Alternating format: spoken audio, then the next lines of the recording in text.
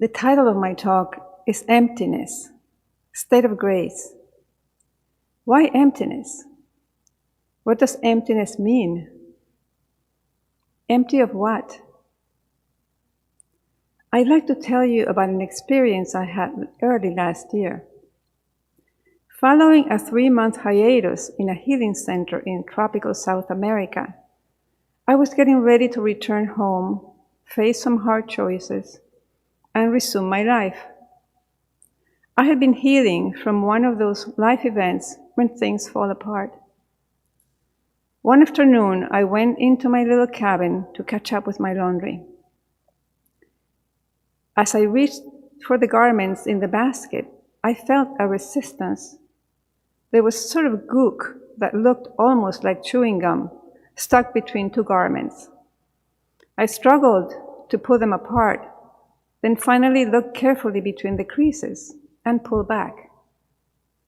There was a large caterpillar, about 2 inches long, with green and brown hairs on its back that looked like pine trees.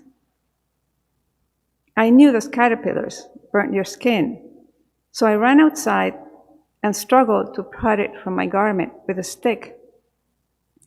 I was actually angry at the caterpillar. Only after I was inside the cabin and I had a flash of realization. The caterpillar had been constructing its chrysalis, a miraculous thing to be able to witness. The white gum was actually filaments it had chewed and spit out to construct a safe home for its transformation. Then it dawned on me that this was a synchronistic sign for me. It was as if I was hearing a message from a sage. I was awed by the realization that I was probably not going to be able to go back home quickly and easily resume my life. I would instead probably have to go into my own kind of chrysalis and be patient till I was thoroughly ready. And so the presage came to be true. I needed more time to heal before I could complete my own transformation. Where does this kind of thought come from? As I sat to write this talk, I encountered great resistance. The blank page had never seemed so blank. It had never been so empty. Empty of words, empty of content.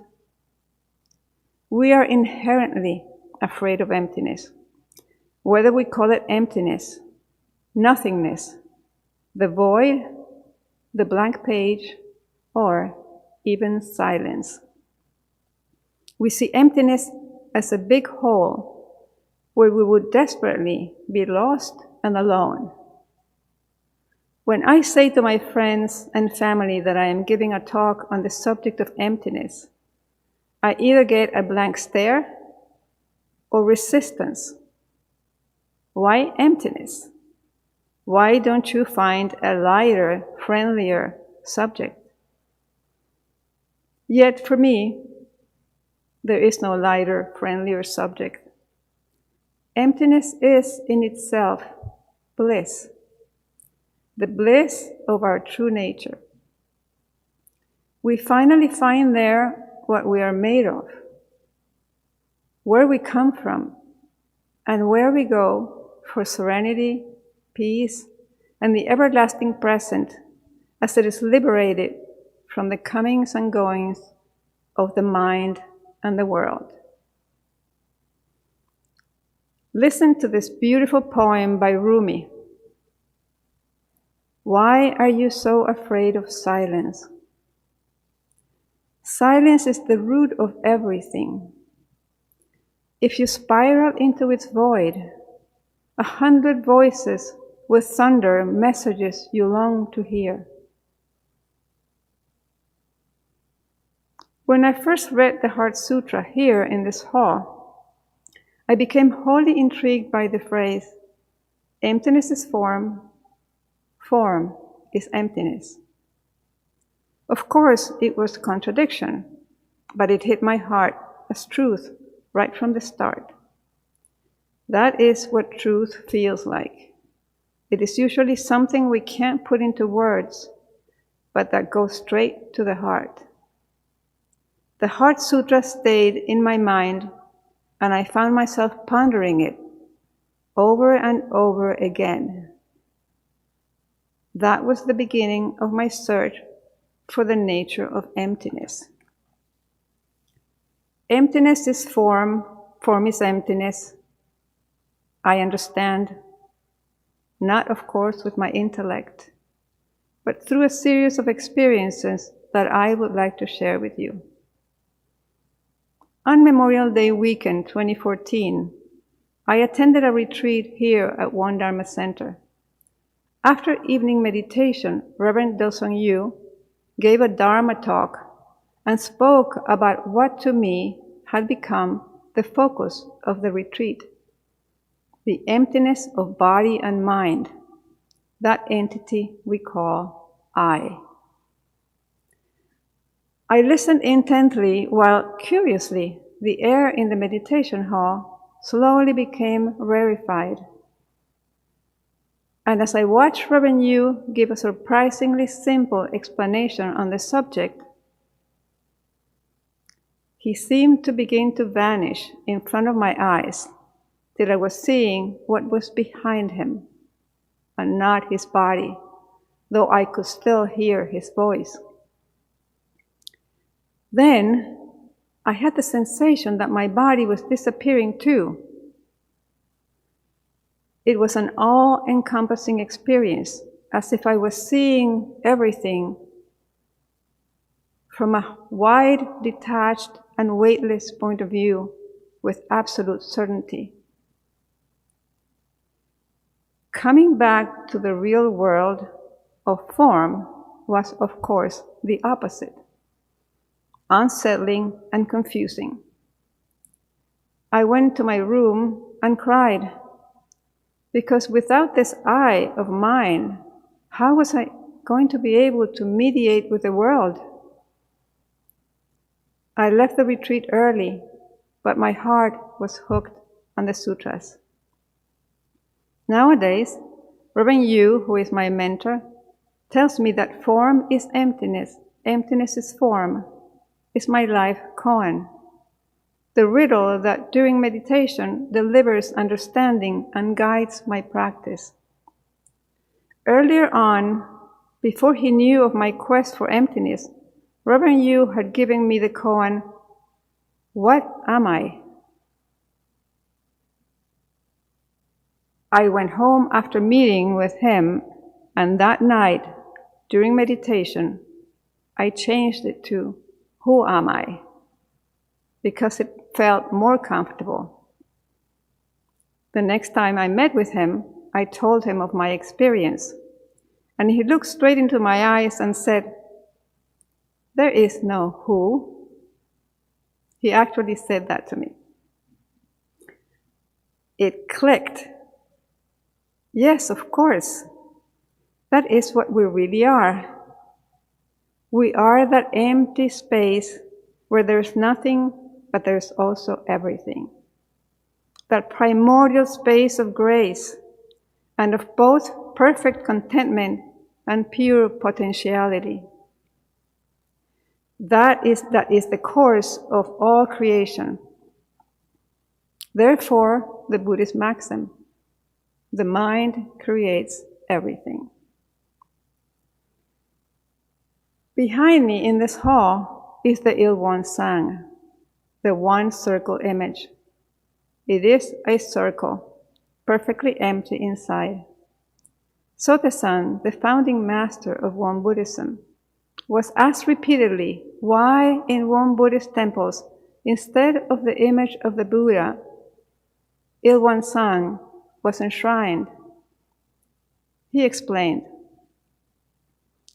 while a Buddha image manifests the physical form of the Buddha, Ilwon Sang manifests the mind essence of the Buddha.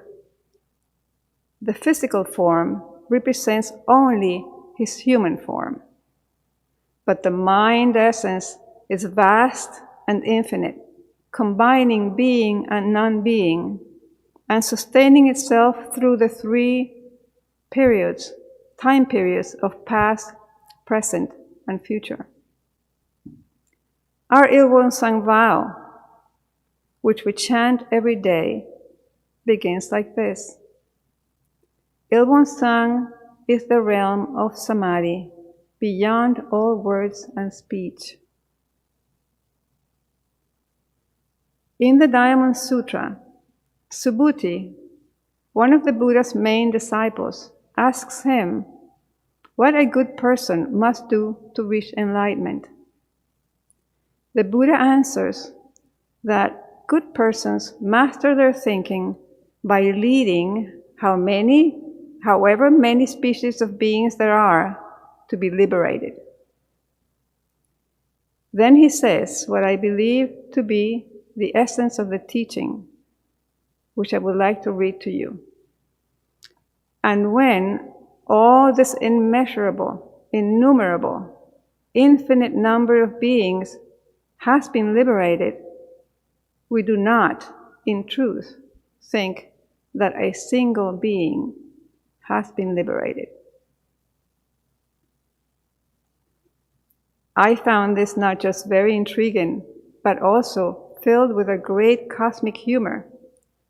But listen to what the Buddha says in the next short paragraph. Why is this so? If Subhuti, a bodhisattva, holds on to the idea that a self, a person, a living being, or a lifespan exists, that person is not an authentic bodhisattva. Wait, is the Buddha saying that a self, a person, a living being, or a lifespan do not exist? He is. Why? Because they are empty. Empty of what? Empty of permanence. That is, all things and all beings are impermanent because they depend on other things to come into existence and will one day cease to exist. Water evaporates from the oceans, condenses into clouds that fall as rain, and waters the crops that feed us. We all depend on everything else. What we see in our normal everyday lives, or better yet, how we see, is misleading. Because of our attachment to what and who we love, we don't like impermanence, so we veil the truth. We think of form, of mind objects, of impressions and feelings as if they are the hard truth. But let's take a look at where they come from. In the beginning there was the Word. It is a Gospel by John, a reference to Genesis. And God said, "Let there be light," and there was light. Everything is created by the Word. Without the Word, there is no reality. Reality, that is, consciousness, is language. And language is not our primary essence, but a creation of our minds. What does the Buddha tell us about words? Most of the Diamond Sutra is a discourse on what the Buddha calls deception. Why? Because in this, our so-called reality, in order for us to communicate with each other, we need symbols, signifiers, which are what words are. Words stand in for what the true nature of things is, and by the very act of standing in for truth, signifiers or words are limiting. They are only a representation of the truth and therefore incomplete. Following is one of my favorite passages where the Buddha calls himself the Tathagata, which means something along the lines of reality such as it is. The Buddha said to Subhuti, "In a place where there is something that can be distinguished by signs, in that place there is deception. If you can see the signless nature of signs, then you can see the Tathagata."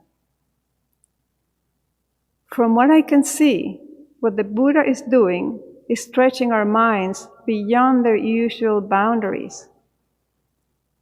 The reading and studying of this sutra is actually a workout for our mind's muscles to stretch them into expansions previously unknown to us, so that we can begin to glimpse the truth of what we are. The true reality of our minds, which is veiled to us while we remain in the realm of language, the realm of our consciousness. So how do we put this to use in our daily lives?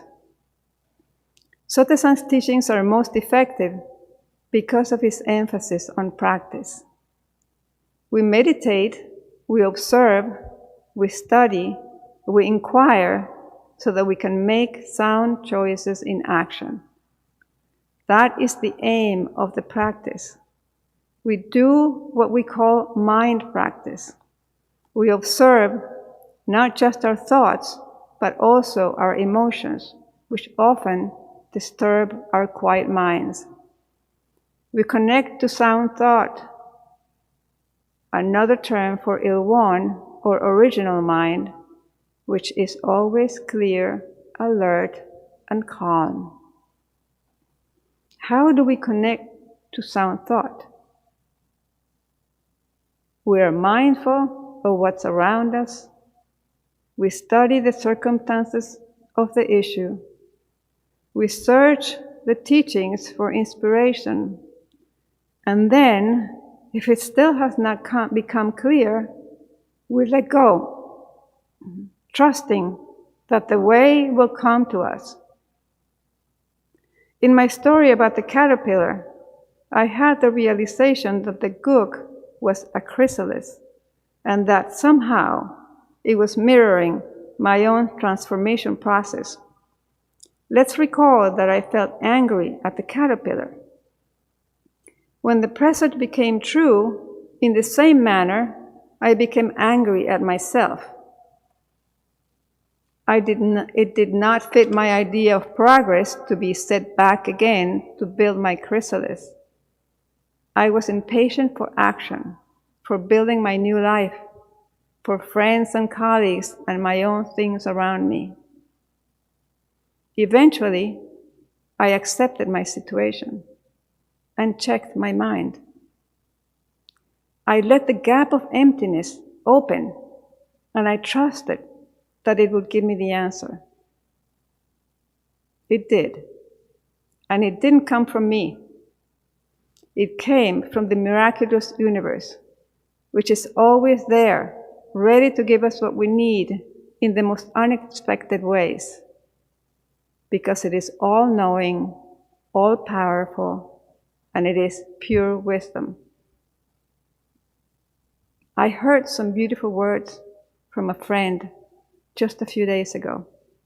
She said that when we experience, even for a moment, the bliss of emptiness, it's like we have tasted a little bit of nectar.